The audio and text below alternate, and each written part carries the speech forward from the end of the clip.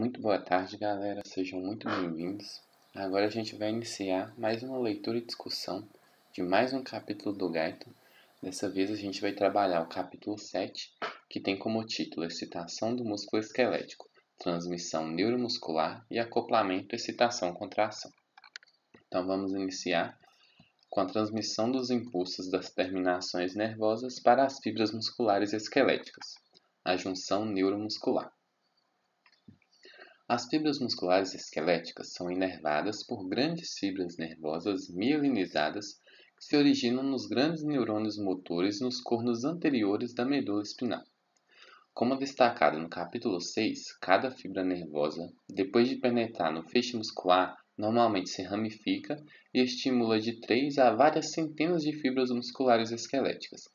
Cada terminação nervosa faz uma junção chamada junção neuromuscular, com a fibra muscular próxima de sua porção média. O potencial de ação iniciado na fibra muscular pelo sinal nervoso viaja em ambas as direções até as extremidades da fibra muscular, com exceção de cerca de 2% das fibras musculares que existem apenas uma dessas junção por fibra muscular. Então aqui está falando dessa junção neuromuscular, né? Então, da medula, da porção do corno anterior da medula, onde está presente o neurônio, vai sair esse axônio, né, seguindo o nervo, vai se dirigir até determinado músculo. Quando chega nesse músculo, esse axônio vai se ramificar com suas terminações axonais. Essas terminações axonais é que vai ir, né, para cada fibra muscular. Então, a junção do terminal axonal com a fibra muscular forma uma junção neuromuscular. E um axônio se ramifica e pode inervar de 3 até várias centenas de fibras musculares. E assim, quando o sinal é enviado por esse neurônio, segue pelo axônio e chega nessa junção neuromuscular que vai estimular essa fibra muscular, geralmente em sua porção média, e então o potencial de ação nessa fibra muscular, que se inicia nessa porção média iniciada, vai se espalhar até suas extremidades e assim pode gerar a contração dessa fibra. Com exceção de 2% das fibras musculares, que existe apenas uma dessas junções por fibra muscular. Anatomia fisiológica da junção neuromuscular, a placa motora. A figura 7.1a e b mostra a junção neuromuscular de grande fibra nervosa mielinizada com uma fibra muscular esquelética. A fibra nervosa forma complexo de terminais nervosos ramificados que se imaginam da superfície extracelular da fibra muscular. Toda a estrutura é chamada de placa motora. Ela é recoberta por uma ou mais células de Schwann que a isolam dos líquidos circunjacentes. A figura 7.1c mostra um esquema de micrografia eletrônica da junção entre o terminal de um axônio e a membrana da fibra muscular. A membrana invaginada é chamada de goteira sináptica ou canaleta sináptica, e o espaço entre o terminal e a membrana da fibra é chamado de espaço sináptico ou venda sináptica. Esse espaço tem de 20 a 30 nanômetros de largura. No fundo da goteira encontram-se numerosas pequenas dobras da membrana muscular, chamadas fendas subneurais, que aumentam em muito a área de superfície na qual o transmissor sináptico pode agir. Então agora a gente vai para essa figura 7.1 entender, né, tudo o que foi falado. Então essa figura 7.1 traz diferentes perspectivas da placa motora. Então essa figura A mostra o corte longitudinal através da placa motora. Então a gente tem que entender primeiramente que essa placa motora é essa junção do terminal axonal com a fibra. Então vai vir, né, o axônio com sua bainha de mielina, que são axônios mielinizados, e vão dar esses ramos do terminal nervoso, que aqui está ramificado.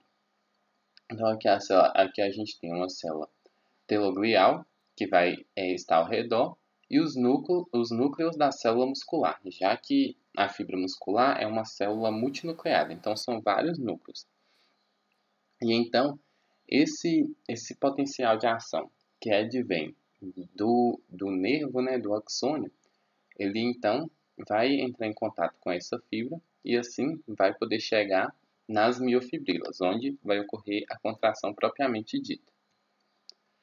Então, na figura B, é uma visão de superfície da placa motora. Então, aqui a gente está vendo como se tivesse visto com a superfície da fibra, né? Então, aqui, muitos núcleos existentes e a miofibrila presente. E no C, a gente tem um aspecto de micrografia eletrônica do ponto de contato entre o terminal isolado de um axônio e a membrana da fibra muscular. Então, a gente tem que ter, né? Aqui está o terminal axonal e existem essas vesículas sinápticas, que dentro vai estar o neurotransmissor, que é a acetilcolina, que vai ser responsável pelo início desse potencial de ação, como a gente já viu no capítulo 6. Então, aqui é a representação do todo, né? No terminal axonal da goteira sináptica, a gente pode ver a presença de muitas mitocôndrias aqui.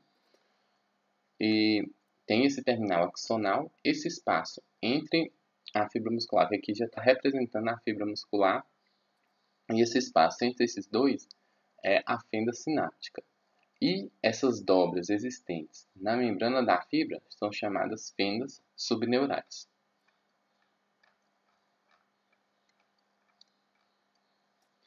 No terminal axonal, há muitas mitocôndrias que fornecem o trifosfato de inosina, ATP, a fonte de energia que é usada para a síntese de um transmissor excitatório, a acetilcolina. A acetilcolina, por sua vez, excita a membrana da fibra muscular. A acetilcolina é sintetizada no citoplasma do terminal, mas é absorvida rapidamente por muitas pequenas vesículas sinápticas, cerca de 300.000, as quais se encontram normalmente nos terminais de uma única placa motora.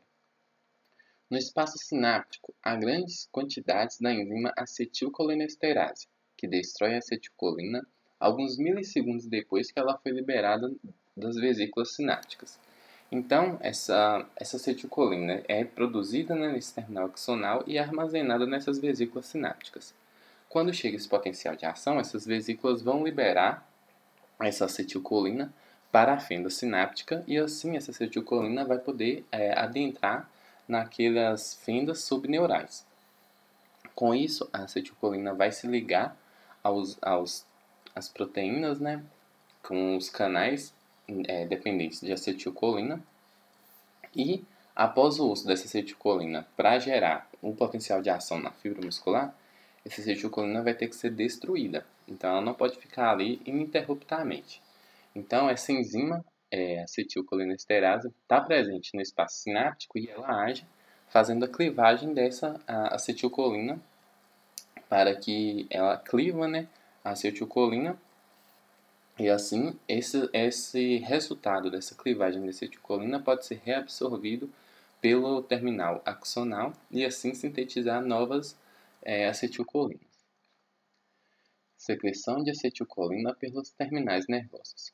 Quando o impulso nervoso atinge a junção neuromuscular, cerca de 125 vesículas de acetilcolina são liberadas nos terminais do espaço sináptico.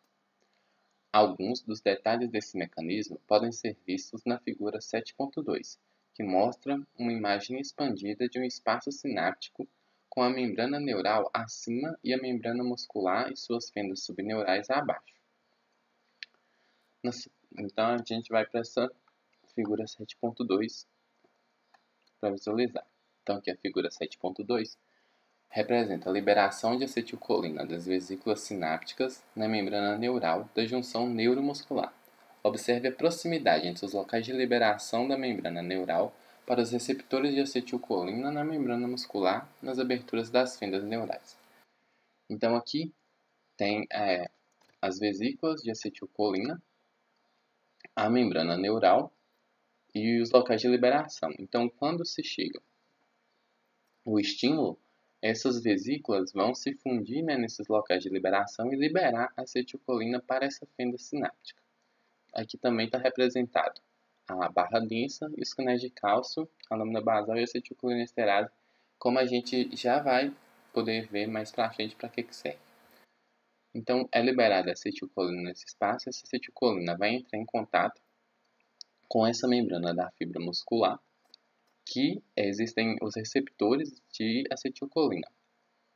E esses receptores ativados controlam esses canais de cálcio controlados. Esses receptores de acetilcolina ativados vai permitir a entrada de sódio. Então, na fenda neural também há esses canais de sódio controlados por voltagem. Uma vez que esses receptores de acetilcolina permitiram então a acetilcolina liberada, se liga nesses receptores de acetilcolina, e esses receptores de acetilcolina são canais de sódio. Então, quando a acetilcolina se liga, esses canais de sódio se abrem. Então, a acetilcolina é como se fosse a chave para esses receptores. Então, a acetilcolina liga nesses receptores. Esses receptores ficam agora no estado aberto e permite a passagem de sódio. Com a entrada de sódio, o potencial nesse espaço vai alterar e pode ser que ative esses canais de sódio dependentes controlados por voltagem e assim vai desenvolver esse potencial de ação. Mas a gente vai explicar melhor no decorrer desse texto essa função. Na superfície interna da membrana neural estão as barras densas lineares, mostradas em corte transversal na figura 7.2. Nos dois lados de cada barra densa estão partículas proteicas que penetram a membrana neural. São os canais de cálcio controlados por voltagem. Quando o potencial de ação se propaga para o terminal axonal, esses canais se abrem e permitem que íons cálcio se difundam para o espaço sináptico para o interior do terminal axonal. Considera-se que os íons cálcio, por sua vez, exerçam atração sobre as vesículas de acetilcolina, puxando-as para a membrana neural adjacente às barras densas.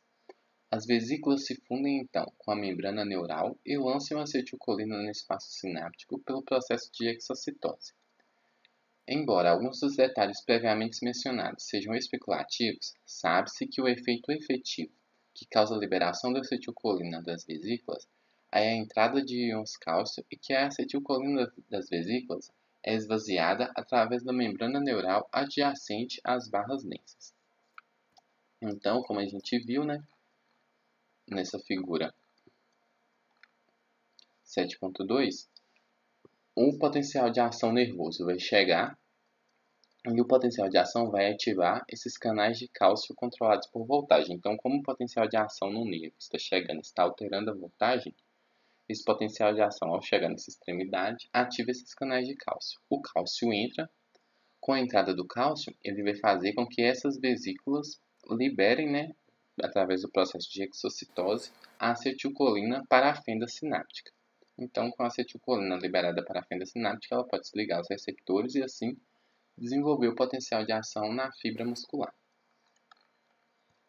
Efeito da acetilcolina na membrana pós-sináptica da fibra muscular para abrir os canais iônicos. A figura 7.2 mostra também muitos receptores de acetilcolina na membrana da fibra muscular.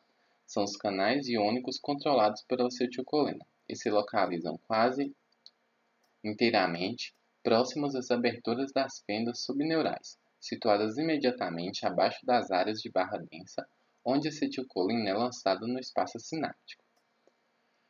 Então, esses receptores de acetilcolina.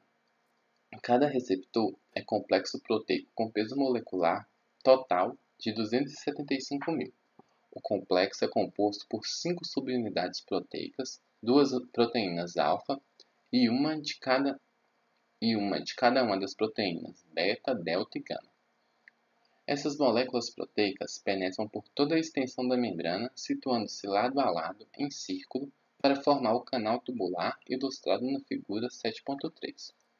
O canal mantém-se fechado, como mostrado na parte A da figura, até que 2 moléculas de acetilcolina se liguem a 2 subunidades proteicas alfa.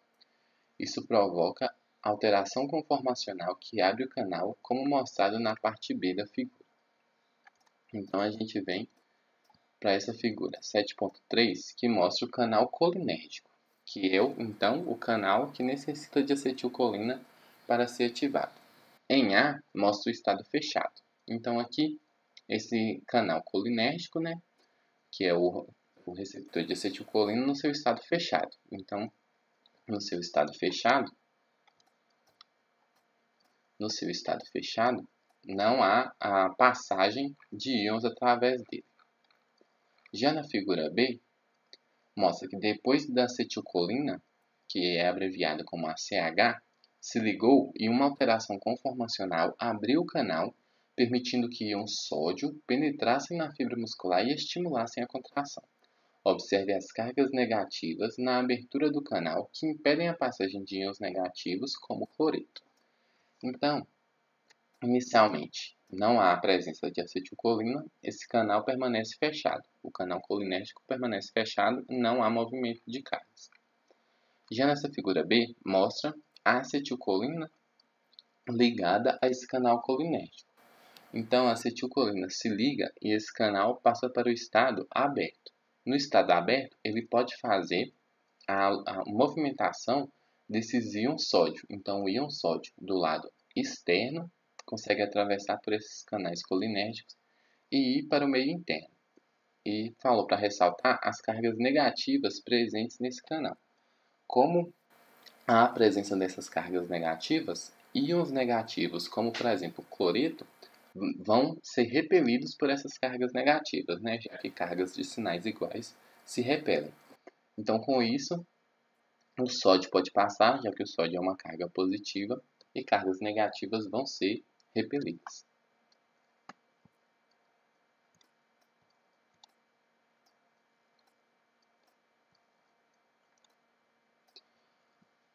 O canal regulado pela acetilcolina tem diâmetro de cerca de 0,65 nanômetro, grande o suficiente para permitir que íons positivos importantes, sódio, potássio e cálcio, se movimentem facilmente pela abertura.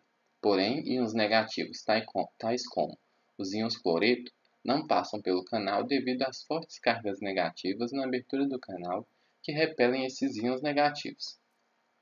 Na prática, muito mais íons sódio fluem pelos canais regulados pela acetilcolina do que quaisquer outros íons por duas razões. Primeira, existem apenas dois íons positivos em alta concentração, os íons sódio no líquido extracelular e íons potássio no líquido intracelular. Segunda, o potencial muito negativo do lado de dentro da membrana muscular, de menos 80 a menos 90 mV, puxa os íons sódio com carga positiva para o interior da fibra e simultaneamente se opõe ao efluxo de íons potássio com carga positiva. Então, por que ocorre a passagem de íons sódio através desse canal colinérgico? Primeiramente, vai passar carga positiva por causa da presença das cargas negativas existentes nesse canal.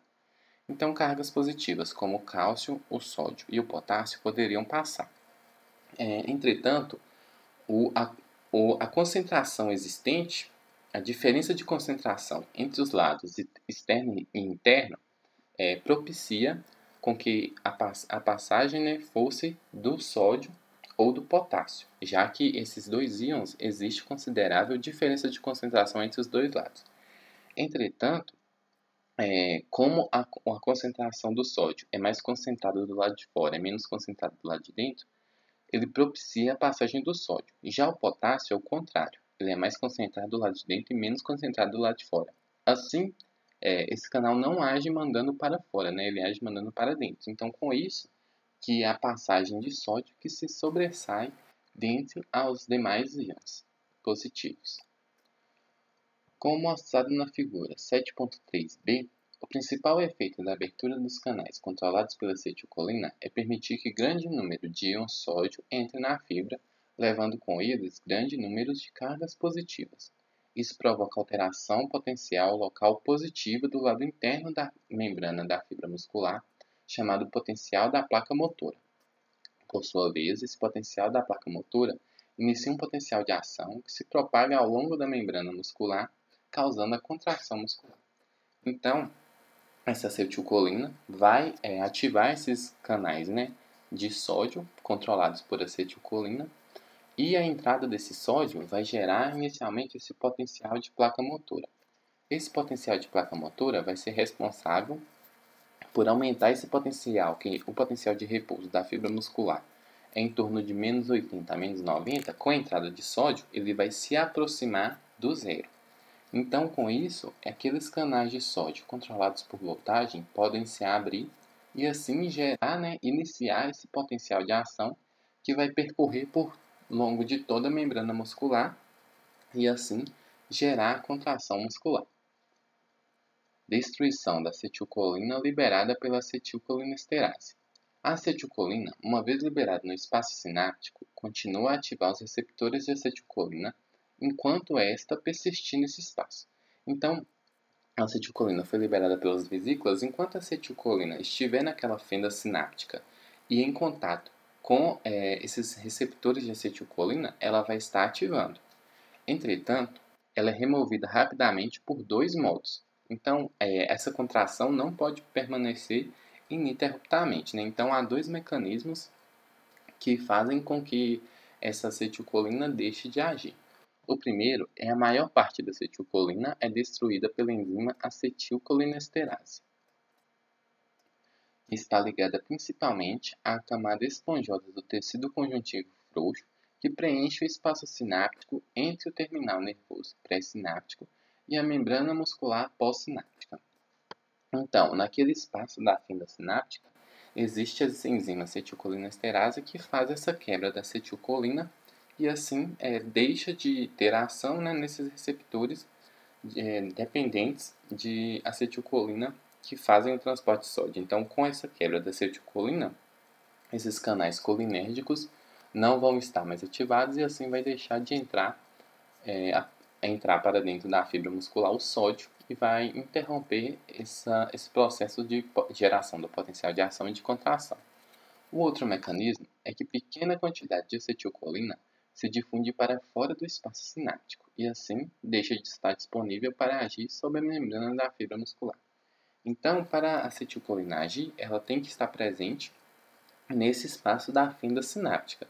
Se ela sai desse espaço, ela deixa de ter sua ação, Então, fora desse espaço, já não há a presença de tantos receptores colinérgicos e com isso também a acetilcolina não vai desempenhar inteiramente seu papel. Então, são esses dois mecanismos.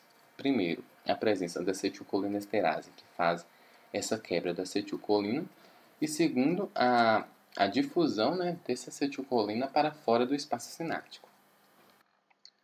O tempo reduzido em que a acetilcolina se mantém no espaço sináptico, alguns milissegundos, se tanto, é normalmente suficiente para excitar a fibra muscular. A rápida remoção da acetilcolina evita a reexcitação continuada no músculo, depois que a fibra muscular se recuperou de seu potencial de ação inicial. Então, quando a acetilcolina é liberada, ela age por poucos milissegundos e normalmente já é destruída ou sai para fora, se difunde para fora da fenda sináptica e assim deixa de ter essa ação. Então, essa rápida remoção vai impedir com que a contração fique continuada, então a contração permaneça, já que com a interrupção dessa ação da acetilcolina, então a acetilcolina foi liberada, gerou esse potencial de ação, quando ela é quebrada ou se difunde para fora do espaço sináptico, ela deixa de excitar esses canais colinérgicos, então não há mais entrada de sódio por esses receptores colinérgicos, e assim a fibra pode se recuperar no seu potencial de ação gerado e ficar preparada para um próximo potencial de ação que venha a acontecer. Potencial da placa motora e excitação da fibra muscular esquelética. O influxo de íon sódio para a fibra muscular, quando os canais colinérgicos se abrem, causa variação do potencial elétrico no interior da fibra, no local da placa motora para aumentar na direção positiva, por 50 a 75 mV, criando um potencial local chamado potencial da placa motora. Então, o que é esse potencial da placa motora? Essa acetilcolina ativa esses canais, esses receptores colinérgicos, e há a entrada de sódio, que são cargas positivas. Essa entrada de sódio, através desses canais colinérgicos, altera o potencial no interior da fibra muscular. Então, essa alteração no potencial é alterada de 50 a 75 milivolts, então em uma membrana, uma fibra, né, que estava normalmente de menos 80 a menos 90, esse potencial vai ser alterado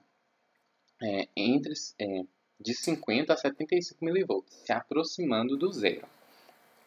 Com isso, essa alteração desse potencial é chamada de potencial da placa motora. Relembre do capítulo 5 que o aumento súbito no potencial da membrana nervosa por mais de 20 a 30 milivolts é normalmente suficiente para iniciar a abertura de mais e mais canais de sódio, iniciando assim um potencial de ação na membrana da fibra muscular. Então, com o aumento, né, esse potencial de membrana que estava em menos 80, menos 90, esse potencial com a entrada do sódio vai se aproximar do zero. Essa variação desse potencial pode, assim, ativar esses canais de sódio dependentes de voltagem. Então, com a ativação desses canais de sódio dependentes de voltagem, já que houve uma alteração na voltagem, né, devido a essa entrada inicial de sódio através desses canais dependentes da acetilcolina, então, esses canais de sódio dependentes de voltagem, a mais entrada de sódio, a membrana fica mais positiva e assim gera esse potencial de ação que vai percorrer toda a membrana da fibra muscular. Então, a acetilcolina liberada entra inicialmente essa entrada inicial de sódio através desses canais colinérgicos, que altera o potencial chamado potencial da placa motora. Esse potencial aumentado pode ativar, assim, agora os canais de sódio dependentes de voltagem. Esses canais de sódio dependentes de voltagem ativados, vai ocorrer a entrada ainda mais de sódio. Mais sódio vai entrar para dentro da fibra. Mais sódio entrando para dentro da fibra, gera-se o potencial de ação. E esse potencial de ação da fibra muscular vai percorrer toda a fibra muscular e, assim, gerar a contração muscular. A figura 7.4 mostra o princípio pelo qual um potencial da placa motora inicia o potencial de ação. Essa figura mostra 3 potenciais da placa motora. Os potenciais da placa motora A e C são muito fracos para desencadear um potencial de ação, porém, produzem fracas alterações locais de voltagem na placa motora, como registrados na figura. Em contraste, o potencial da placa motora B é de amplitude maior e faz com que número suficiente de canais de sódio se abram, de forma com que o efeito autorregenerativo de mais e mais íons sódio fluindo para o interior da fibra inicie um potencial de ação. A baixa amplitude do potencial de placa motora no ponto A foi causada por envenenamento da fibra muscular por curare, fármaco que bloqueia o efeito controlador da acetilcolina sobre os canais colinérgicos, competindo pelos receptores de acetilcolina. A baixa amplitude do potencial de placa motora no ponto C resultou do efeito da toxina botulínica, veneno bacteriano que diminui a quantidade de acetilcolina liberada pelos terminais nervosos. Então, vamos na figura 7.4 e vamos com atenção para a gente entender tudo isso que foi trazido. Então, aqui na figura 7.4, a gente tem os potenciais de placa motora em milivolts. Então, a gente tem os pontos A, B e C. No ponto A, mostra o potencial de placa motora de pequena amplitude registrado em um músculo curarizado, insuficiente para desencadear um potencial de ação. Então, aqui, essa entrada, né, de sódio através desses canais regulados pela acetilcolina não conseguiu atingir esse limiar. Então, não conseguiu ativar aqueles canais de sódio regulados por voltagem. A voltagem não aumentou o suficiente para ativar os canais, então não houve a geração do potencial de ação ao longo da fibra muscular. Isso por quê? Por causa do envenenamento por curare. Então, o curare é um veneno que ele age se ligando a esses canais colinérgicos. Então, ele se liga no mesmo lugar que a acetilcolina iria se ligar. Só que quando ele se liga, ele não ativa esse canal colinérgico. Então, a acetilcolina, quando ela se liga no receptor colinérgico, ela ativa esse receptor colinérgico e permite a entrada de sódio. O curare, ele se liga nesse mesmo receptor colinérgico, mas não o ativa. Ele só liga e impede a ligação da acetilcolina. Então, a acetilcolina foi liberada, Só que quando ela chegou para se ligar nesses receptores colinéticos, quem estava ligado lá era o curare. E assim, o curare, né, cobriu esses receptores colinéticos e não permitiu a entrada de sódio suficiente para atingir esse limiar e gerar o potencial de ação na fibra muscular. Então aqui não houve a contração muscular, houve apenas uma fraca alteração do potencial da fibra, mas que não foi responsável pela geração desse potencial de ação na fibra muscular. Agora no ponto B, que mostra o potencial de placa motora normal desencadeando um potencial de ação muscular. Então aqui no ponto B, houve a liberação da acetilcolina, a acetilcolina se ligou nesses receptores colinérgicos, houve a entrada de sódio, e a entrada de sódio é que causa essa alteração inicial até atingir o limiar. Quando se atinge o limiar, agora os canais de sódio regulados por voltagem se abrem também. Então vai ter entrada de mais sódio, mais cargas positivas entrando, e assim gerou o potencial de ação na fibra muscular. Esse potencial de ação agora percorre toda a fibra muscular e gera contração muscular. Depois, há o reestabelecimento para o potencial de repouso. Então aqui houve, né, o potencial normal da placa motora normal agindo normalmente sem nenhum agente que impeça ela. Agora na figura C, a gente tem um potencial de placa motora reduzida em amplitude pela toxina botulínica que diminui a liberação da acetilcolina na placa motora. O potencial é insuficiente para desencadear um potencial de ação muscular. Então aqui, assim como no A, não houve entrada de sódio suficiente para atingir o limiar. Isso por quê? Por causa da toxina botulínica. Então a toxina botulínica, como ela agiu? Ela também, né, agiu impedindo com que as vesículas secretassem acetilcolina na fenda sináptica. Então, muito pouca acetilcolina foi liberada, então muitos poucos receptores colinérgicos foram ativados e muito pouco sódio adentrou a fibra muscular. Então, com isso, a variação desse potencial da fibra muscular foi muito pouca, não conseguiu atingir o limiar e não desencadeou o potencial de ação. Por quê? Porque essa toxina botulínica impediu a liberação da acetilcolina para a placa motora. Então, assim, a acetilcolina não foi liberada para essa placa motora, não conseguiu atingir o limiar nesse potencial de placa motora e assim não gerou a contração muscular, já que não gerou o potencial de ação na fibra muscular. Então, tanto o curar, que se liga ao receptor colinérgico e impede a ligação da acetilcolina nesse receptor, impede a entrada de sódio. Ele impede, né, essa geração do potencial de ação na fibra muscular, quanto a toxina botulínica, que diminui a liberação da acetilcolina para a fenda sináptica. Então, menos acetilcolina na fenda sináptica, menos receptores colinérgicos ativados, menos sódio adentrando a fibra muscular e assim o potencial vai variar menos e não atinge o limiar, não ativando os canais de sódio dependentes de voltagem e não gerando esse potencial de ação na fibra muscular. Agora a gente vai falar do fator de segurança para a transmissão da junção neuromuscular, fadiga da junção.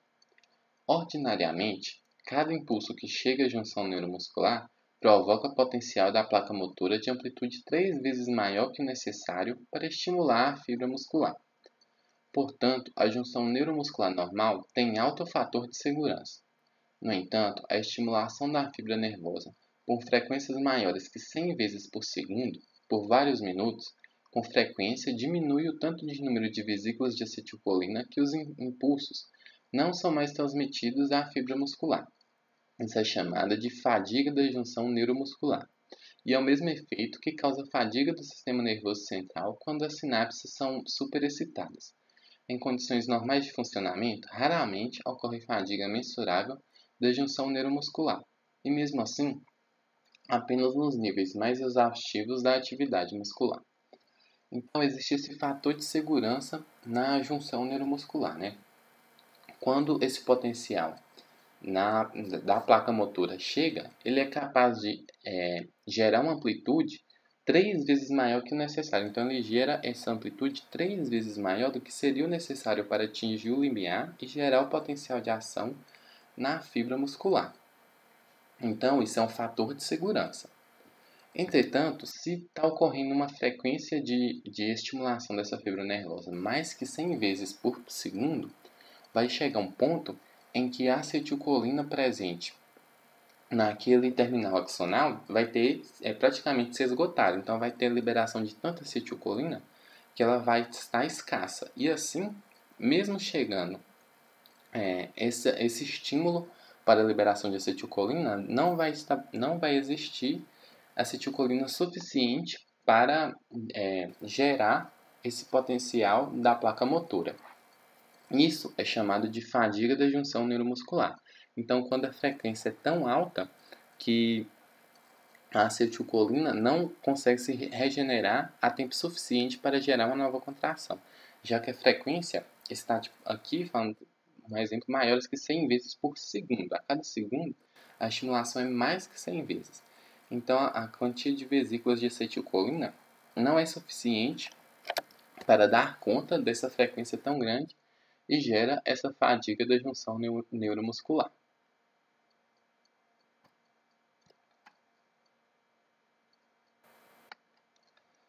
Então, com isso, a gente encerra esse primeiro vídeo.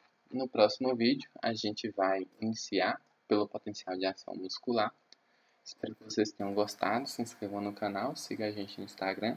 Qualquer dúvida, comentário, sugestão ou correção, a gente está sempre disponível a fazer.